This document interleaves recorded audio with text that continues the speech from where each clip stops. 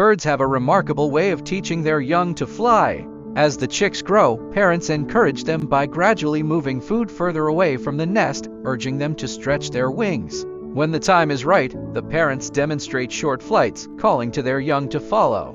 With instinct and encouragement, the chicks leap from the nest, flapping their wings in a mix of fear and excitement.